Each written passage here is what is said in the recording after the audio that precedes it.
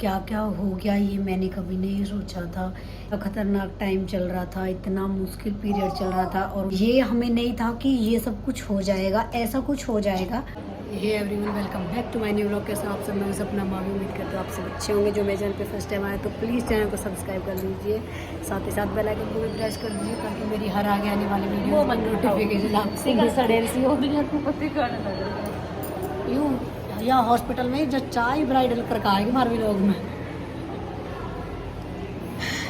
तो क्या सीधा लगता है। 6 दिन से मेरे साथ 2 हफ्ते हुए,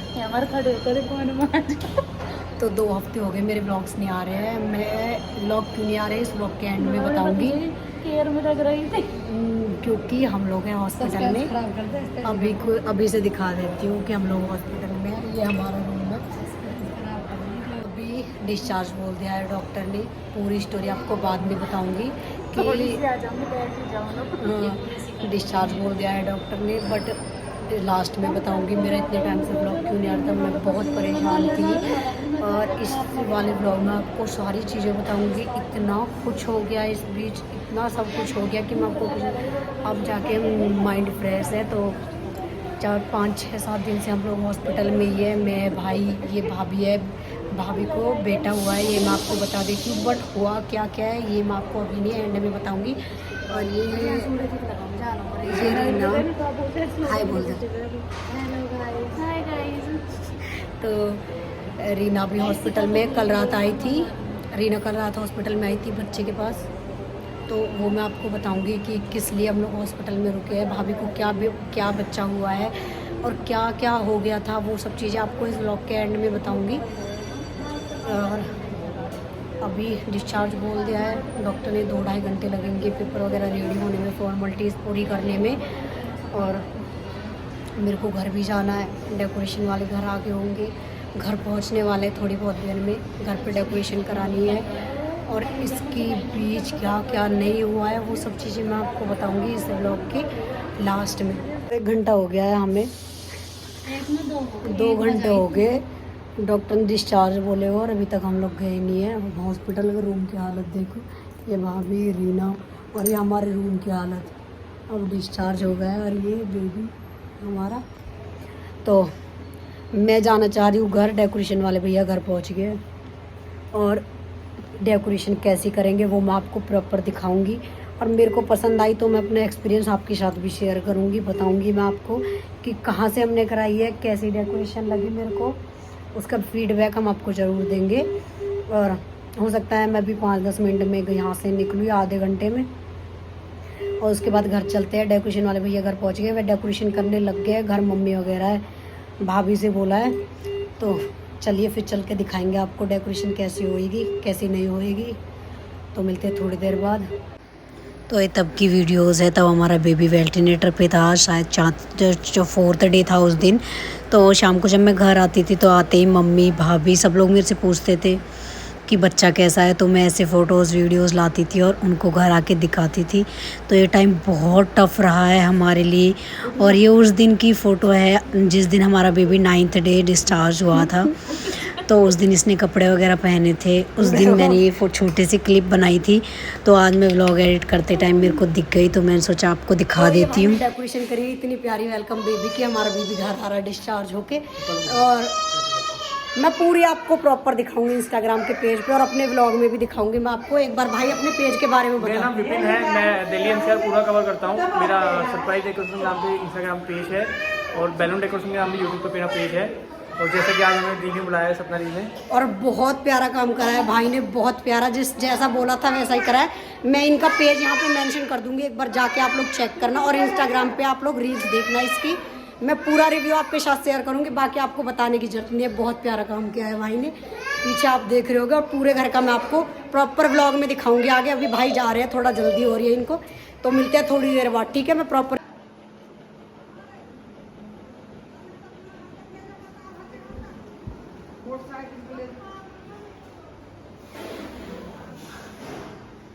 घेरूंगी।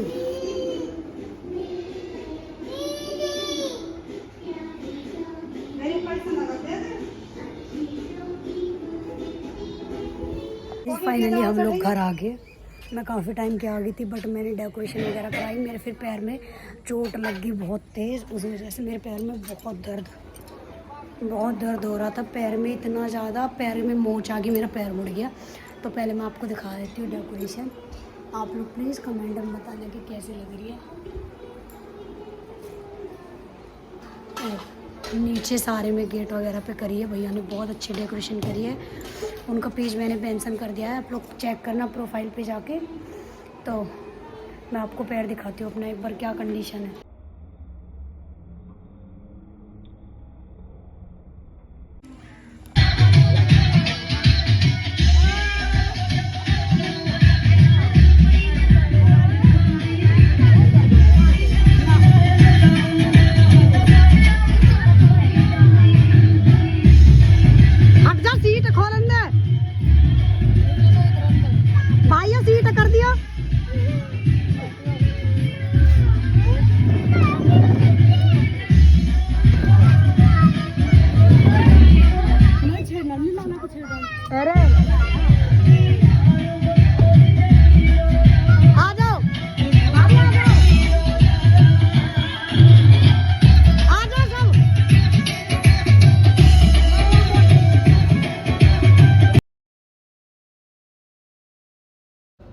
तो फाइनली 1 महीने बाद आज मैं व्लॉग एडिट करने बैठी थी। तो मैंने सोचा व्लॉग की एंडिंग प्रॉपर तरीके से लूँ, क्या कुछ नहीं हुआ था वो सब चीज़ें मैं आपको बताऊं, और क्या क्या हो गया ये मैंने कभी नहीं सोचा था कि इतना सब कुछ हो जाएगा। और इस व्लॉग में मैं आपको हर चीज़ दिखाई है, बट मैं अब आपको बताती हूँ। बहुत सारी चीज़ें ऐसी है जो मैंने उस टाइम पे कैप्चर नहीं करी थी, नहीं उस टाइम पे मैंने वीडियो शूट करी थी।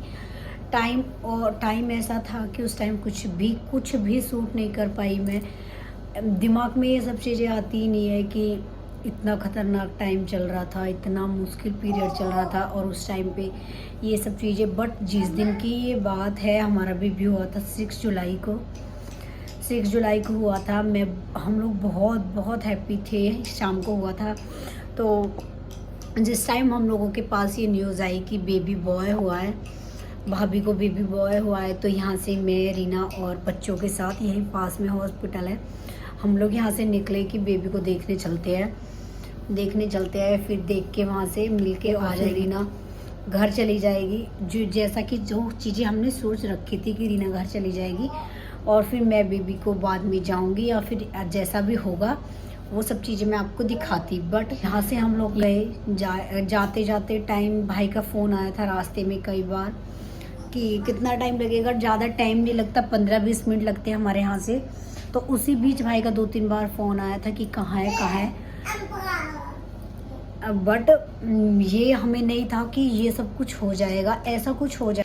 भाई की दोनों बेटी उसी हॉस्पिटल में हुई थी, अच्छे से डिस्चार्ज वगैरह हो गया था। हालांकि छोटी वाली बेटी भाई की बहुत ज़्यादा वीक थी, उसमें प्रॉपर वेट भी नहीं था जितना एक बेबी में, नॉर्मल बेबी में होता है बर्थ के टाइम, बट उसमें नहीं था। लेकिन फिर भी वो अच्छे से डिस्चार्ज होकर घर चली गई थी। जैसे ही हम लोग हॉस्पिटल पहुँचे, मैं हॉस्पिटल के बाहर उतरी थी, तो भाई ने बोला पहले तो मेरे से जाते कि चलो कपड़े लेने चलते बच्चे के लिए। हम कपड़े लेने गए, वहाँ भाई ने मुझे रास्ते में जाते टाइम बताया, वहीं कपड़े लिए थे मार्केट में, कि बेबी को ये प्रॉब्लम हो रही है, वो सांस नहीं ले पा रहा, और बिल्कुल नीला हुआ था, बिल्कुल नीला। तो डॉक्टर ने बोला था उसी टाइम कि ये सांस नहीं ले पा रहा और इसको तुम्हें शीशे में रखना पड़ेगा। हमने वहीं उसी हॉस्पिटल में बच्चों का डॉक्टर भी है जहाँ से हमारे बच्चों का इलाज चलता है, जहाँ पे हमारे बच्चे जाते हैं तब भी उनको कोई प्रॉब्लम होती है, तो वहाँ उन्होंने रखा। उसको कुछ भी फ़ायदा नहीं हुआ। वहाँ पे 3 घंटे समथिंग रखा था हमने, बिल्कुल नीला हो जाता था थोड़ी देर बाद। जो ऑक्सीजन जो बच्चा अपने आप कंसीव करता है वो 90+ होता है, और वो 70, जब वो आईसीयू की जो वेंटिलेटर मशीन होती है उस पे 80% भी वो अपने आप नहीं ले पा रहा था। और उन लोगों को ये भी नहीं पता चल रहा था कि बच्चे को हुआ क्या है, इसको क्या प्रॉब्लम है। तो फिर हमने वहाँ से बच्चे को निकाला। रात को 3 घंटे रखा था हमने वहाँ, 3 घंटे में वहाँ से निकाला हमने, और फिर यहाँ नोएडा ग्रीन सिटी हॉस्पिटल में हमने एडमिट करा। जाते ही उन्होंने यहाँ से हम लोग एम्बुलेंस में लेके गए उसको। डॉक्टर ने कहा था विदाउट वेंटिलेटर ये सर्वाइव नहीं कर पाएगा, विदाउट ऑक्सीजन ये सर्वाइव नहीं कर पाएगा। तो हम लोग यहाँ से ग्रीन सिटी हॉस्पिटल लेके उसको चले गए। वहाँ जाके उन्होंने बताया कि इसके लंग्स अंदर की तरफ बैठ गया, खड्डे हो गए लंग्स में, बहुत ज़्यादा वीक है इसके लंग्स, ये ऑक्सीजन नहीं ले पा रहा है अपने आप। तो इसको हम NICU में रखेंगे और वेंटिलेटर पे रहेगा ये, और हम अभी कुछ नहीं कह सकते 48 आवर्स से पहले। तो हमने उसको वहाँ रखा। 48 आवर्स के बाद भी डॉक्टर्स ने कुछ नहीं बोला, कुछ नहीं बताया। बहुत मुश्किल हो गया था सब कुछ संभालना, सब कुछ। भाई की इतनी हालत ख़राब हो गई थी भाई को। और फिर उसके बाद 48 आवर्स के बाद भी डॉक्टर ने कुछ नहीं बोला, और डॉक्टर ने कहा कि हम 3 दिन तक कुछ नहीं कहेंगे, कुछ नहीं बताएंगे। 3 दिन भी निकल गए, देखते देखते 3 दिन 3 रात निकल गए, बट डॉक्टर ने फिर भी कुछ नहीं बोला, कुछ नहीं बताया, कुछ नहीं कहा। फिर चौथे दिन डॉक्टर ने बोला कि अभी 4th लेवल से तुम्हारा बीबी 3 लेवल पे 3rd लेवल पे आ गया है, बट 3 से 2 पे जाना बहुत मुश्किल हो गया था, बहुत मुश्किल। तो उसी बीच 2 दिन निकल गए कि बच्चा जैसे ही लगे कि थोड़ा बेटर है, वापस उसकी कंडीशन इतनी ख़राब, नीला हो जाना, सांस उसकी खिंच खिंच के आना। तो फिर वापस वो लोग वही मेडिसिन, इलाज दोबारा से वही सब चीज़ें शुरू। तो ऐसे करते करते 8 दिन निकल गए। 5वें दिन हमारा बेबी वेंटिलेटर से नॉर्मल ऑक्सीजन पे आया। नॉर्मल ऑक्सीजन जिसको शीशा बोलते हैं, नॉर्मल शीशे में आया 5 दिन बाद। तो 2 दिन हमारा बेबी शीशे में रहा, और उसको शीशे में रखा 2 दिन। डॉक्टर ने कहा था कि हम शीशे में रखेंगे, बट उससे नीचे हम लोग इसको रूम में शिफ्ट नहीं कर सकते, क्योंकि ये नॉर्मल ऑक्सीजन नहीं कंसीव कर पा रहा है, नहीं ले पा रहा है नॉर्मल ऑक्सीजन। तो फिर 2 दिन 3 दिन हमने उसको ऑक्सीजन लेवल पे ऐसे रखा शीशे में। फिर डॉक्टर ने कहा कि कल से तुम्हारा बेबी अच्छा है, 7 दिन कंप्लीट हो गए थे, आज तुम्हारे बेबी को हम रूम में शिफ्ट कर देंगे, बट ऑक्सीजन के साथ, विदाउट ऑक्सीजन नहीं। तो शीशे में से बेबी आ गया, NICU से बाहर आ गया, नॉर्मल रूम में। हमने रूम ले लिया था, सब कुछ हो गया था। फिर जैसे ही हमने उसको रूम में करा, उसका ऑक्सीजन लेवल एकदम डाउन चला गया। डॉक्टर ने वहाँ भी ऑक्सीजन वगैरह सेट कर दिया रूम में, वहीं हॉस्पिटल में।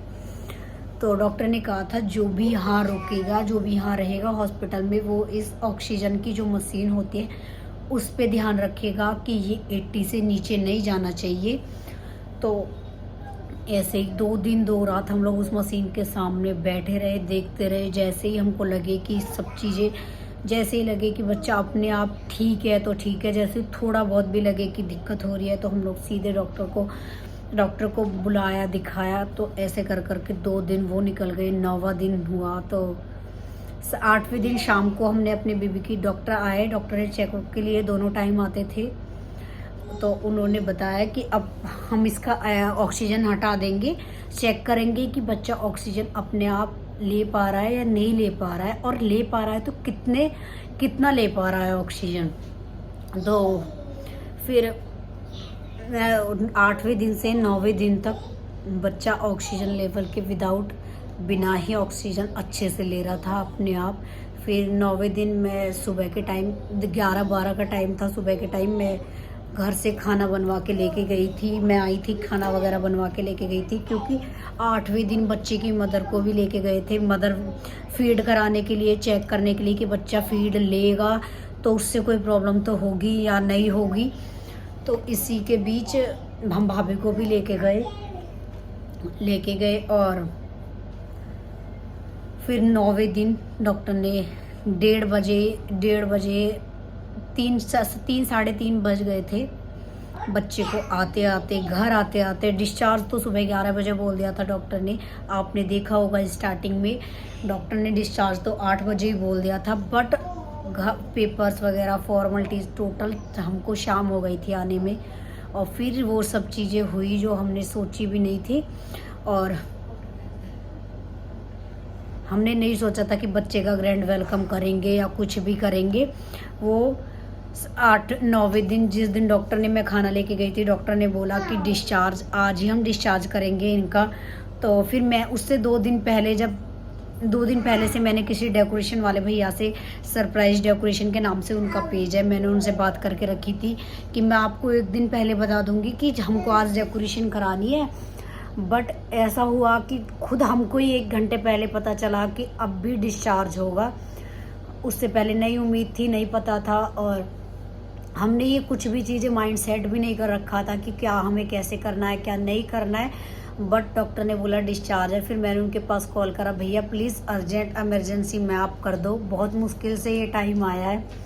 तो वो बेचारे भैया बहुत अच्छे थे, उन्होंने बोला कि पहले तो उन्होंने बोला था कि आपको 4 घंटे पहले बताना चाहिए था, बट वो आ गए, उन्होंने डेकोरेशन वगैरह करी। और आपको भी करानी हो तो कराइए, बहुत अच्छा है। इमरजेंसी में भी कभी आपको करना हो तो वो भैया कर देते हैं। और ऐसा नहीं है कि जल्दी जल्दी में काम ऐसा ही करा है, जल्दी जल्दी में भी बहुत अच्छा करा है। तो ये था हमारा पूरा 9-10 दिन का टाइम पीरियड ऐसे निकल गया। उसके बाद मैं ससुराल आ गई। भाई का जल था, मैंने कुछ भी क्लिप वगैरह उसकी भी ऐड नहीं करी। और जल के बाद मैं यहाँ आ गई। फिर यहाँ आने के बाद काम वगैरह फैला पड़ा था, अकेली थी, सॉरी अभी मेरे साथ आए। तो इसी बीच 1 महीना निकल गया, बच्चे के ये सब चीज़ हुई जो मैं व्लॉग नहीं बना पाई, और फिर मेरे व्लॉग्स छूट गए, मैं नहीं बना पाई।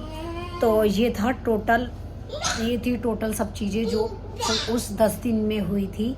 मैंने आपको सब चीज़ें बता दी प्रॉपर तरीके से, और आप आगे देखते रहिए, व्लॉग्स को एंजॉय करते रहिए। और आगे मैं व्लॉग कंटिन्यू डालूँगी, बोला तो मैंने लास्ट वीडियो में था कि कंटिन्यू डालूँगी, बट टाइम वो सब चीज़ें ऐसे हो गई कि। तो ये था मेरा टोटल व्लॉग जो मैंने आपके बता दिया है कि क्या क्या हुआ था, क्या क्या नहीं हुआ था। अगर आपको वीडियो अच्छी लगी हो तो प्लीज़ चैनल को सब्सक्राइब कर दीजिए, और वीडियो को ज़्यादा से ज़्यादा शेयर कीजिए, ज़्यादा से ज़्यादा प्यार दीजिए वीडियो को। और मिलते एक अच्छी सी वीडियो के साथ, तब तक के लिए बाय बाय। और सारी वीडियोस को जितनी भी वीडियोस मैं डालती हूँ प्लीज़ सपोर्ट करिए मुझे, और मेरे चैनल को सब्सक्राइब करिए। मिलते एक अच्छी सी वीडियो के साथ, तब तक के लिए बाय बाय।